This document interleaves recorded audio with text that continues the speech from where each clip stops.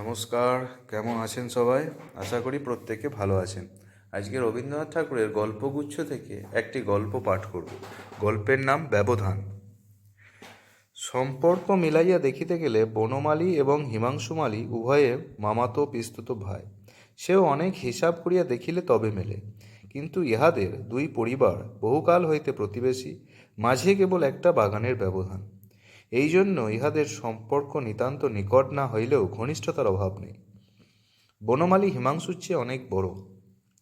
হিমাংশুর যখন দন্ত এবং বাক্যস্ফূর্তি হয় নাই, তখন বনমালী তাহাকে কোলে করিয়া এই বাগানে সকাল সন্ধ্যায় হাওয়া খাইয়াছে, খেলা করিয়াছে, কান্না থামাইয়াছে, ঘুম পাড়াইয়াছে এবং শিশুর মনোরঞ্জন করিবার জন্য পরিণত বুদ্ধি বয়স্ক লোকদিগকে সবেগে শিরশ্চালন, তারস্বরে প্রলাপ ভাষণ প্রভৃতি যে সকল বয়সানুচিত চাপল্য এবং উৎকট উদ্যম প্রকাশ করিতে হয়, বনমালী তাহার করিতে ত্রুটি করে নাই।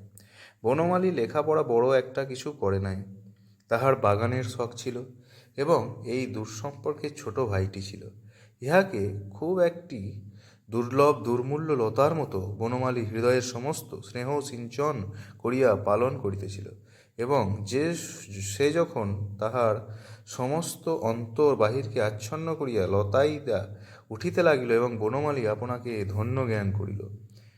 এমন সচরাচর দেখা যায় না, কিন্তু একটি স্বভাব আছে যে একটি ছোট খেয়াল কিংবা একটি ছোট শিশু কিংবা একটি অকৃতজ্ঞ বন্ধুর নিকটে অতি সহজে আপনাকে সম্পূর্ণ বিসর্জন করে। এই বিপুল পৃথিবীতে একটিমাত্র ছোট স্নেহের কারবারে জীবনের সমস্ত মূলধন সমর্পণ করিয়া নিশ্চিন্ত থাকে। তারপরে হয়তো সামান্য উপসত্ত্বে পরম সন্তোষে জীবন কাটাইয়া দেয়, কিংবা সহসা একদিন প্রভাতে সমস্ত ঘরবাড়ি বিক্রয় করিয়া কাঙাল হইয়া পথে গিয়ে দাঁড়ায়। হিমাংশুর বয়স যখন আর একটু বাড়িল, তখন বয়স এবং সম্পর্কের বিস্তর তারতম্য সত্ত্বেও বনমালীর সহিত তাহার যেন একটি বন্ধুত্বের সম্পর্ক স্থাপিত হইল। উভয়ের মধ্যে যেন ছোট বড় কিছু ছিল না। এইরূপ হইবার একটু কারণও ছিল। হিমাংশু লেখাপড়া করিত এবং স্বভাবতই তাহার জ্ঞান স্পৃহা অত্যন্ত প্রবল ছিল। বই পাইলেই পড়িতে বসিত।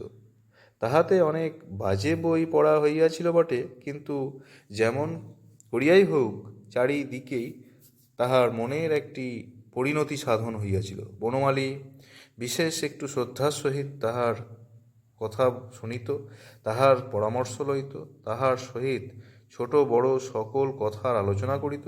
কোনো বিষয়েই তাহাকে বালক বলিয়া অগ্রাহ্য করিত না। হৃদয়ের সর্বপ্রথম স্নেহরস দিয়া যাহাকে মানুষ করা গিয়েছে, বয়সকালে যদি সেই বুদ্ধি, জ্ঞান এবং উন্নত স্বভাবের জন্য শ্রদ্ধার অধিকারী হয়, তবে তাহার মতো এমন পরম প্রিয় বস্তু পৃথিবীতে আর পাওয়া যায় না। বাগানের শখও হিমাংশুর ছিল, কিন্তু এ বিষয়ে দুই বন্ধুর মধ্যে প্রভেদ ছিল। বনমালীর ছিল হৃদয়ের শখ, হিমাংশুর ছিল বুদ্ধির শখ। পৃথিবীর এই কোমল গাছপালাগুলি, এই অচেতন জীবনরাশি, যাহারা যত্নের কোনো লালসা রাখে না, অথচ যত্ন পাইলে ঘরের ছেলেগুলির মতন বাড়িয়া ওঠে, যাহারা মানুষের শিশুর চেয়েও শিশু, তাহাদিগকে সযত্নে মানুষ করিয়া তুলিবার জন্য বনমালীর একটি স্বাভাবিক প্রবৃত্তি ছিল। কিন্তু হিমাংশুর গাছপালার প্রতি একটি কৌতূহল দৃষ্টি ছিল। অঙ্কুর গজাইয়া ওঠে, কিশলয় দেখা দেয়, কুঁড়ি ধরে, ফুল ফুটিয়া ওঠে, ইহাতে তাহার একান্ত মনোযোগ আকর্ষণ করিত।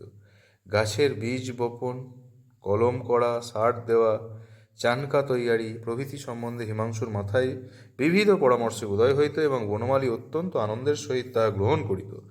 এই উদ্যান খণ্ডটুকু লইয়া আকৃতি প্রকৃতি যত প্রকার সংযোগ বিয়োগ সম্ভব তাহা উভয়ে মিলে সাধন করিত। দ্বারের সম্মুখে বাগানের উপরেই একটি বাঁধানো বেদির মতো ছিল। 4টে বাজিলেই একটি পাতলা জামা পরিয়া, একটি কোঁচানো চাদর কাঁধের ওপর ফেলিয়া, গুড়গুড়ি লইয়া বনমালী সেখানে ছায়ায় গিয়া বসিত। কোনো বন্ধুবান্ধব নাই, হাতে একখানি বই কিংবা খবরের কাগজ নাই। বসিয়া বসিয়া তামাক টানিত, আট চক্ষে উদাসীনভাবে কখনো বা দক্ষিণে কখনো বা বামে দৃষ্টিপাত করিত। এমনি করিয়া সময় তাহার গুড়গুড়ির বাষ্পকুণ্ডলীর মতো ধীরে ধীরে অত্যন্ত লঘুভাবে উড়িয়া যাইত। ভাঙিয়া যাইত, মিলাইয়া যাইত, কোথাও কোনো চিহ্ন রাখিত না। অবশেষে যখন হিমাংশু স্কুল হইতে ফিরিয়া জল খাইয়া হাত মুখ ধুইয়া দেখা দিত, তখন তাড়াতাড়ি গুড়গুড়ির নল ফেলিয়া বনমালী উঠিয়া পড়িত। তখনই তাহার আগ্রহ দেখিয়া বোঝা যাইত এতক্ষণ ধৈর্য সহকারে সে কাহার প্রত্যাশায় বসিয়াছিল। তাহার পরে দুজনে বাগানে বেড়াইয়া বেড়াইয়া কথা, অন্ধকার হইয়া আসিলে দুজনে বেঞ্চের ওপর বসিত। দক্ষিণের বাতাস গাছের পাতা মর্মরিত করিয়া বাহিয়া যাইত, কোনোদিন বা বাতাস বহিত না। গাছপালাগুলি ছবির মতো স্থির দাঁড়াইয়া রহিত, মাথার উপরে আকাশ ভরিয়া তারাগুলি জ্বলিতে থাকিত। হিমাংশু কথা কহিত, বনমালী চুপ করিয়া শুনিত। যাহা বুঝিত না তাহাও তাহার ভালো লাগিত। যে সকল কথা আর কাহারও নিকট হইতে অত্যন্ত বিরক্তজনক লাগিত, সেই কথাই হিমাংশুর মুখে বড় কৌতুকের মনে হইত। এমন শ্রদ্ধাবান বয়স্ক শ্রোতা পাইয়া হিমাংশুর বক্তৃতা শক্তি, স্মৃতিশক্তি, কল্পনা শক্তির সবিশেষ পরিতৃপ্তি লাভ করিত। সে কতক বা পড়িয়া বলিত, কতক বা ভাবিয়া বলিত, কতক বা উপস্থিত মতো তাহার মাথায় যোগাইত। অনেক সময়ে কল্পনার সহায়তায় জ্ঞানের অভাব ঢাকা দিয়া লইত। অনেক ঠিক কথা বলিত, অনেক বেঠিক কথা বলিত, কিন্তু বনমালী গম্ভীরভাবে শুনিত। মাঝে মাঝে দু একটা কথা বলিত, হিমাংশু তাহার প্রতিবাদ করিয়া যাহা বুঝাইত তাহাই বুঝিত, এবং তাহার পরদিন ছায়ায় বসিয়া গুড়গুড়ি টানিতে টানিতে সেই সকল কথা অনেকক্ষণ ধরিয়া বিস্ময়ের সহিত চিন্তা করিত। ইতিমধ্যে এক গোল বাঁধিল। বনমালীদের বাগান এবং হিমাংশুদের বাগানের মাঝে জল যাইবার একটি নালা আছে। সেই নালার এক জায়গায় একটি পাতিনেবুর গাছ জন্মাইয়াছে। সেই গাছে যখন ফল ধরে তখন বনমালীদের চাকর তাহা পাড়িতে চেষ্টা করে এবং হিমাংশুদের চাকর তাহা নিবারণ করে, এবং উভয় পক্ষের যে গালাগাল বর্ষিত হয়, তাহাতে যদি কিছুমাত্র বস্তু থাকিত তাহা হইলে সমস্ত নালা ভরাট হইয়া যাইত। মাঝ হইতে বনমালীর বাপ হরচন্দ্র, হিমাংশুমালীর বাপ গোকুলচন্দ্রের মধ্যে তাহা লইয়া ঘোর বিবাদ বাঁধিয়া গেল। দুই পক্ষে নালার দখল লইয়া আদালতে হাজির। উকিল ব্যারিস্টারদের মধ্যে যতগুলি মহারথী ছিল, সকলেই অন্যতর পক্ষ অবলম্বন করিয়া সুদীর্ঘ বাকযুদ্ধ আরম্ভ করিল। উভয় পক্ষের যে টাকাটা খরচ হইয়া গেল, ভাদ্রের প্লাবনের উক্ত নালা দিয়া এত জল কখনো বহে নাই। শেষকালে হরচন্দ্র জিত হইল।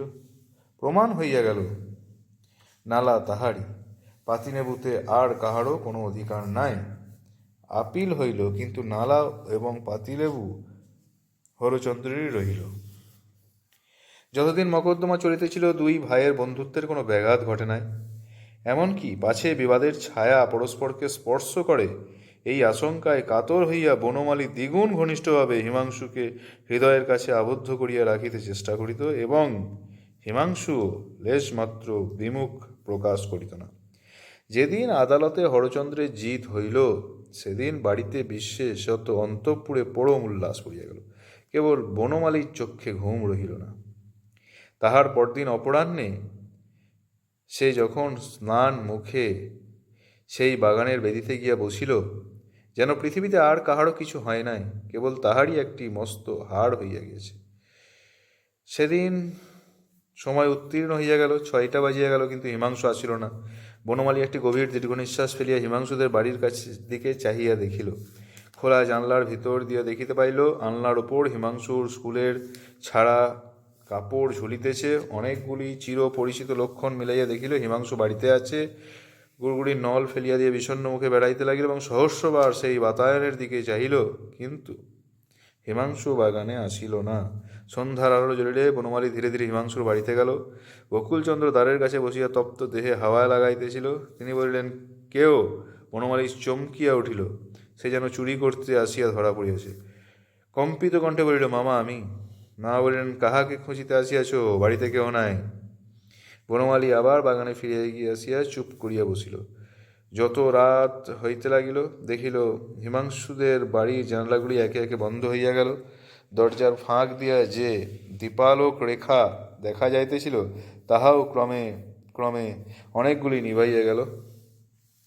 অন্ধকার রাত্রে বনমালীর মনে হইল হিমাংশুদের বাড়ির সমুদয় দ্বার তাহার নিকট রুদ্ধ হইয়া গেল। সে কেবল বাহিরের অন্ধকারে একলা পড়িয়া রহিল। আবার তাহার পরদিন বাগানে আসিয়া বসিল। মনে করিল আজ হয়তো আসিতেও পারে। যে বহুকাল হইতে প্রতিদিন আসিত, সে যে একদিনও আসিবে না এই কথা সে কিছুতেই মনে করিতে পারিল না। কখনো মনে করে নাই এ বন্ধন কিছুতেই ছিঁড়িবে। এমন নিশ্চিন্ত মনে থাকিত, জীবনের সমস্ত সুখ দুঃখ কখন সেই বন্ধনে ধরা দিয়েছে তাহা সে জানিতেও পারে নাই। আজ সহসা জানিল সেই বন্ধন ছিঁড়িয়াছে, কিন্তু এক মুহূর্তে যে তাহার সর্বনাশ হইয়াছে তাহা সে কিছুতেই অন্তরের সহিত বিশ্বাস করিতে পারিল না। প্রতিদিন যথাসময়ে বাগানে বসিত, যদি দৈবক্রমে আসে, কিন্তু এমন দুর্ভাগ্য যাহা নিয়মক্রমে প্রত্যহ ঘটিত তাহা দৈবক্রমেও একদিন ঘটিল না। রবিবার দিনে ভাবিল, পূর্ব নিয়ম মতো আজও হিমাংশু সকালে আমাদের এখানে খাইতে আসিবে। ঠিক যে বিশ্বাস করিল তাহা নয়, কিন্তু তবু আশা ছাড়িতে পারিল না। সকাল আসিল, সে আসিল না। তখন বনমালী বলিল, তবে আহার করিয়া আসিবে। আহার করিয়া আসিল না। বনমালী ভাবিল, আজ বোধ হয় আহার করিয়া ঘুমাইতেছে, ঘুম ভাঙিলে আসিবে। ঘুম কখন ভাঙিল জানি না, কিন্তু আসিল না। আবার সেই সন্ধ্যা হইল, রাত্রি আসিল। হিমাংশুদের দ্বার একে একে বন্ধ হইল। আলোগুলি একে একে নিভিয়া গেল। এমন করিয়া সোমবার হইতে রবিবার পর্যন্ত সপ্তাহের 7টা দিন যখন দূরদৃষ্টি তাহার হাত হইতে কাড়িয়া লইল, আশাকে আশ্রয় দিবার জন্য যখন আর একটা দিনও বাকি রইল না, তখন হিমাংশুদের রুদ্ধ দ্বার অট্টালিকার দিকে তাহার অশ্রুপূর্ণ দুটি কাতর চক্ষু বড় একটা মর্মভেদী অভিমানের নালিশ পাঠাইয়া দিল এবং জীবনের সমস্ত বেদনাকে একটিমাত্র আর্তস্বরের মধ্যে সংহত করিয়া বলিল, দয়াময়। ধন্যবাদ।